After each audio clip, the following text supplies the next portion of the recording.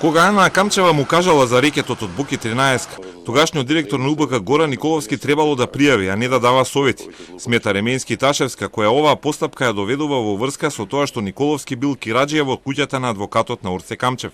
Како директор на УБК Николовски требало и да ги предупреди државните функционери кои според Ременска најверојатно не знаеле дека се сликаат и дружат со некој што бара пари за средување услуги во СЕО. Ако бил информиран државно-политичкиот врв, тоаш сигурно немале да следуваат јавните појавувања и дружби на политичари, јавни обвинители, луѓе од правосудството со обвинетите во рекет. Дополнителен е сомнежот зошто не е пријавено до тие кои што требале да го знаат, да ја знаат информацијата дека се случува нешто такво.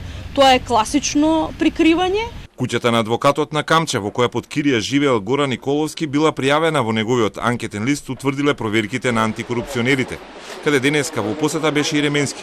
За незиниот сопруг, кој работел на висока позиција во истата УБК раководена од Николовски, а кој прво беше предложен за сведок на судењето за рекет, а потоа одбраната на Боки 13 го повлече, пратеничката вели дека според законските дефиниции не може да биде сведок. И јас и моето семејство немаме никаква директна и индиректна поврзаност со семејството Камчеви со случајот рекет, за да би можеле да бидеме сведоци во еден ваков случај. Ременски обвинета пак заедно со Боки 13 во предметот за меѓународен сојуз. Не се чувствува оставена и предадена од својата партија СДСМ, но се чувствува оставена од јавноста и медиумите кои според неа не ги поставувале и анализирале вистинските прашања поврзани со причините за отворањето на предметот рекет. Од друга страна, на прашање на Телма зошто не каже во јавноста какви кривични дела и злоупотреби на тајната служба се кријат во доведливите документи најдени кај неа, вели дека со прецизни одговори ќе се откријат имињата на тие што сгрешиле.